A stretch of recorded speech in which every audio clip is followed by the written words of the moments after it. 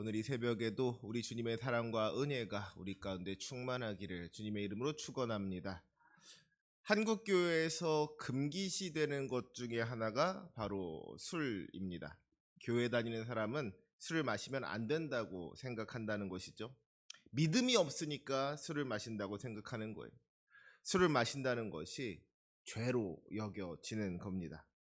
그래서 혹시라도 어떤 성도님이 술을 마신다고 하면은 교회 다니는 사람이 어떻게 술을 마실 수가 있느냐고 하는 그런 비난을 받게 되죠. 그래서 어떤 분들은 교회 가면 술을 끊어야 한다는데 저는 도저히 술을 끊지 못해서 교회 못 가고 성당을 갑니다 하는 그런 분들의 이야기도 저는 종종 들어본 것 같습니다. 많은 성도님들께서 술을 마시면 큰일 난다고 생각하시고요. 술이라는 것을 쳐다보지도 말아야 하는 악한 것이라고 생각하신다는 거예요. 하지만 우리가 성경을 가만히 들여다보면 술이라는 것이 그 자체로 나쁘다거나 악한 것은 아니라는 것을 알게 됩니다. 성경 곳곳에서 포도주는 긍정적인 의미로 사용돼요. 신명기 7장 13절을 보면 하나님께서 그의 백성에게 복을 주시는데 곡식과 포도주와 기름을 풍성하게 하시고 소와 양을 번식하게 하신다고 했습니다. 풍성한 포도주가 하나님께서 우리에게 주시는 복이더라는 거예요. 반대로 신명기 28장 39절을 보면 하나님을 거역하고 불순종하는 자가 받는 저주 중에 어떤 것이 있느냐? 내가 포도원을 심고 가꿀지라도 벌레가 먹음으로 포도를 따지 못하고 포도주를 마시지 못할 것이라고 했습니다. 그러니까 주님께서 순종하지 않는 자에게 포도주를 마시지 못하는 벌을 주셨다는 거예요.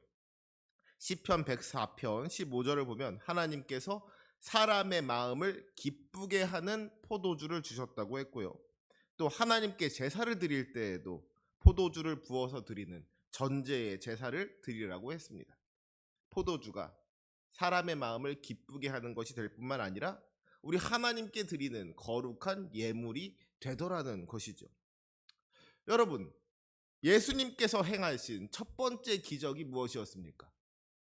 바로 가나의 혼인잔치에서 물로 포도주를 만드신 사건입니다. 예수님께서 술 마시는 사람들 보고서는 왜 술을 마시냐고, 술 마시지 말라고 꾸짖거나 책망하지 않으셨다는 거예요.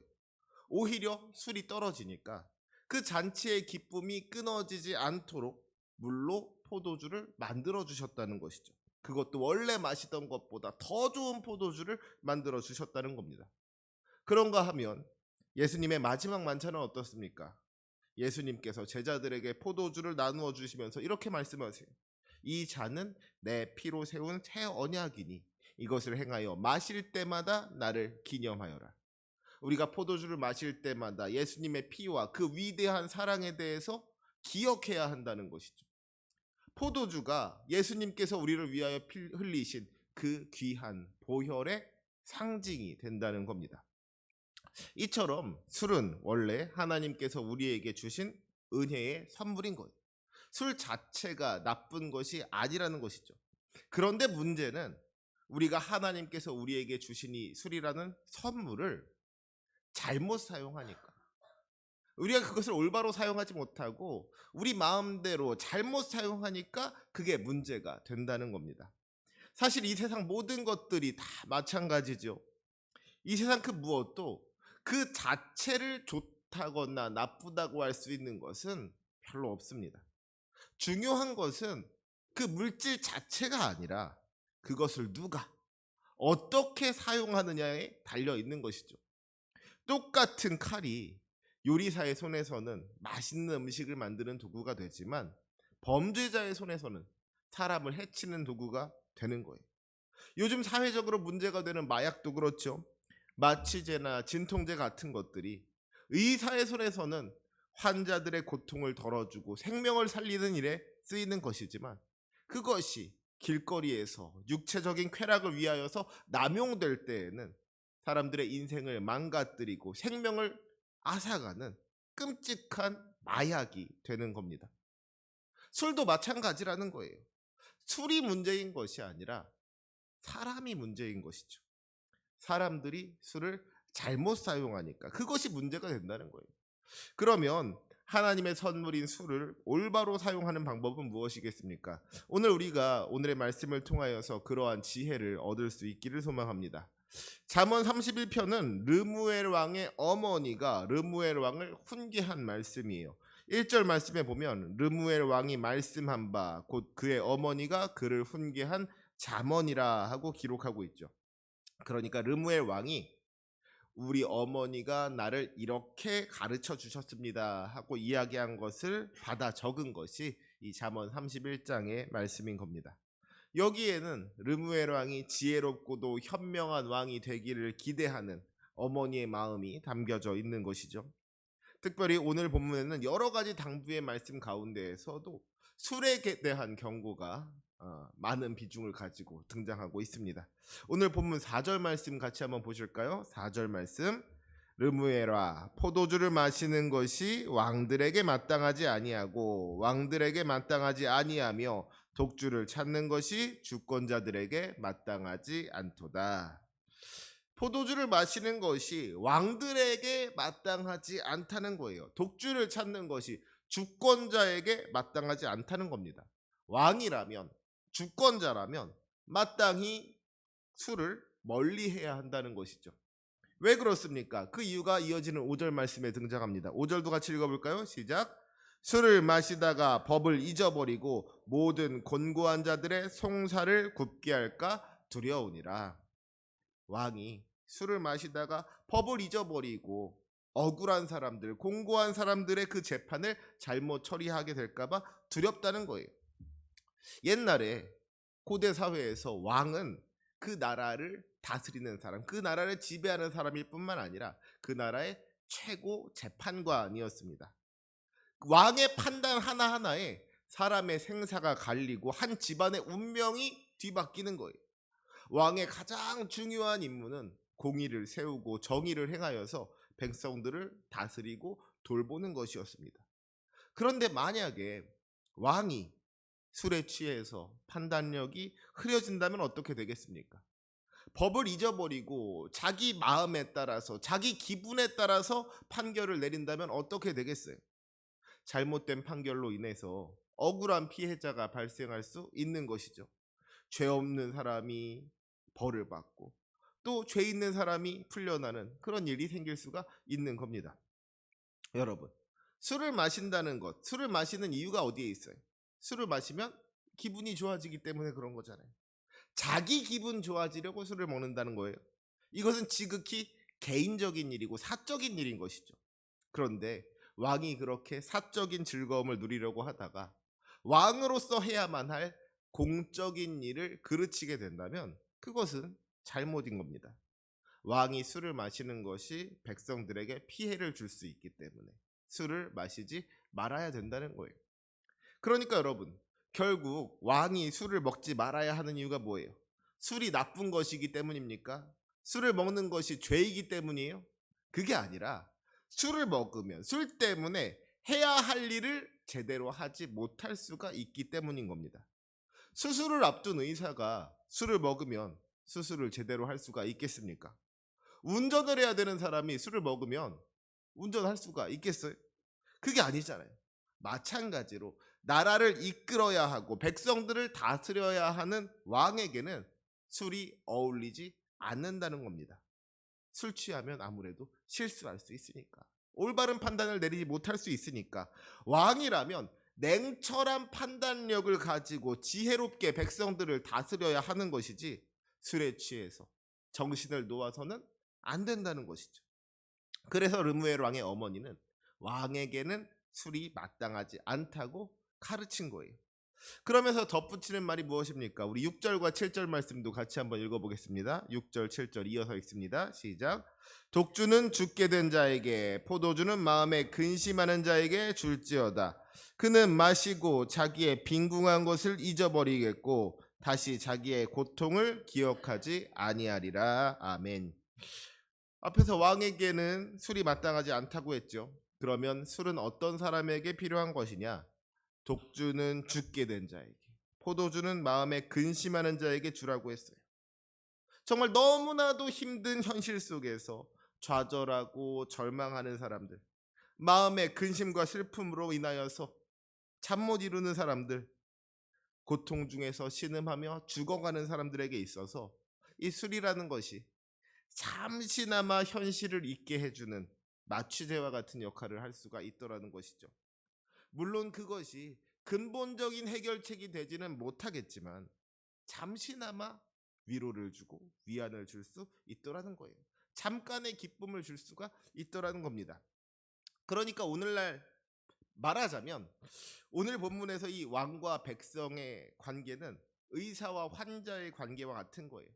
환자가 너무 아파하면, 환자가 너무 힘들어하면 의사가 그에게 마취약을 줄 수도 있지만 의사가 자기 힘들다고 그 마취약을 먹으면 되겠습니까? 안 되겠습니까? 안 된다는 거예요.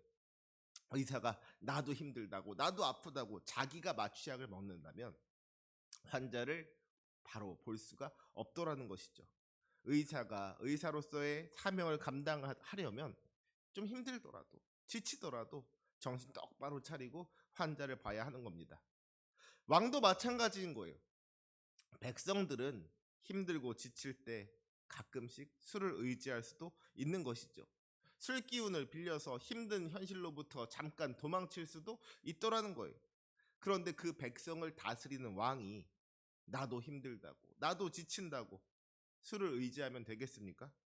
그러면 왕으로서의 책임을 다할 수가 없는 겁니다. 아무리 힘들다고 하더라도, 아무리 지친다고 할지라도 오히려 정신을 똑바로 차리고 현실로부터 도망치는 것이 아니라 그 현실을 바꿔나가야 하는 것이 왕의 책임이더라는 거예요. 그것이 왕의 사명이라는 겁니다. 특별히 8절과 9절 말씀 보니까 뭐라고 했어요? 우리 8절 9절도 같이 읽겠습니다. 시작. 너는 말 못하는 자와 모든 고독한 자의 송사를 위하여 입을 열지니라. 너는 입을 열어 공의로 재판하여 공고한 자와 궁핍한 자를 신원할지니라. 아멘. 스스로 자기 목소리를 내지 못하는 사람들에게 목소리가 되어 주라는 거예요. 말 못하는 자들을 위하여서 입을 열라는 겁니다. 세상에서 소외된 사람들의 편이 되어서 공의로 재판하는 것. 그리하여 가난한 사람들과 억눌린 사람들의 그 억울함을 풀어주는 것이 왕이 해야 할 일이라는 것이죠. 그래서 그것이 왕이 감당해야 할 사명이기 때문에 그 일을 잘 감당하기 위해서라면 술을 마시지 않는 것이 좋다는 거예요. 술을 통하여 얻어지는 개인의 기쁨보다도 왕으로서 감당해야 할 공적인 사명이 더욱 중요하다는 것이죠. 그러니 좋은 왕이 되기 위해서는 술을 멀리해야 한다는 겁니다. 사랑하는 우리 성도 여러분, 그렇다면 오늘 우리는 이 말씀을 어떻게 우리 삶에 이해하고 적용해야 하겠습니까? 여기서 한 가지 짚고 넘어가야 할 것이 있습니다. 그것은 바로 우리가 누구인가 하는 겁니다. 우리의 정체성이 어디에 있냐는 거예요. 우리가 고통 중에 신음하는 백성이라면 가끔씩 술 한 잔에 우리의 근심을 털어버릴 수도 있는 거예요. 하지만 우리가 왕이라면 우리가 절대로 술을 입에 내어서는 안 된다는 것이죠. 여러분, 우리는 왕입니까? 백성입니까? 네. 오늘 이 시간 베드로전서 2장 9절의 말씀, 우리가 누구인지 우리 베드로전서 2장 9절의 말씀을 함께 읽도록 하겠습니다. 시작. 그러나 너희는 택하신 족속이요 왕 같은 제사장들이요 거룩한 나라요 그의 소유가 된 백성이니 이는 너희를 어두운 데서 불러내어 그의 기이한 빛에 들어가게 하시니에 아름다운 덕을 선포하게 하려 하심이라. 아멘. 주님께서 우리를 택하사 왕 같은 제사장으로 부르셨다 그랬어요. 이제 우리는 더 이상 죄와 사망의 노예가 아닌 겁니다. 우리는 세상에 속한 사람들이 아니라 하나님의 소유가 된 백성인 거예요. 특별히 우리가 왕 같은 제사장이라는 것이 의미하는 것이 무엇입니까? 이것은 우리가 이 세상을 살아가면서 하나님의 자녀로서 왕의 권위와 제사장의 거룩함을 드러내도록 부름받았다는 것입니다. 먼저 우리가 왕 같다는 것이 무슨 뜻입니까? 우리가 만왕의 왕이신 하나님의 자녀가 되었기 때문에 우리 안에는 그리스도 안에서 주어진 권세와 능력이 있다는 거예요. 그렇게 우리가 이제는 세상에 끌려다니는 인생이 되어서는 안 된다는 것이죠. 오히려 우리가 이 세상을 변화시키고 다스리는 존재가 되어야 한다는 겁니다. 온 세상 가운데 하나님의 영광을 나타내야 한다는 거예요. 또 우리가 제사장이라는 것은 무슨 뜻입니까? 이것은 우리가 주님을 위하여 구별된 사람들이라는 거예요. 우리가 거룩함과 정결함으로 주님 앞에 나아가야 한다는 것이죠. 우리의 모든 삶이 주님께 드리는 신령한 제사가 되어야 한다는 거예요. 주님의 말씀이 우리를 통하여서 선포되어져야 하는 것이고 주님의 뜻이 우리를 통하여서 나타나야 하는 겁니다. 우리가 우리 주님께서 살아계시고 역사하고 계신다는 증거가 되어야 한다는 거예요. 결국 우리가 왕 같은 제사장이라는 것은 우리가 이 세상에 속한 사람이 아니라 하나님께 속한 사람으로서의 정체성을 가지고 살아가야 한다는 것을 의미하는 것이죠. 하나님의 자녀로서 하나님께 영광을 돌리며 하나님의 뜻대로 구별된 삶, 거룩한 삶을 살아가야 하는 거예요. 우리의 삶을 통하여 거룩함과 정결함이 나타나야 한다는 겁니다. 그렇다면 오늘 우리가 이 잠언 31장의 말씀을 어떻게 이해하고 적용해야 하는지는 분명한 것이죠. 이 세상 나라를 다스리는 왕도 그 나라를 잘 다스리기 위해서 수를 멀리하고 판단력을 지켜야 한다면 영원한 하나님 나라에서 왕 같은 제사장으로 택함 받은 우리는 어떻겠습니까?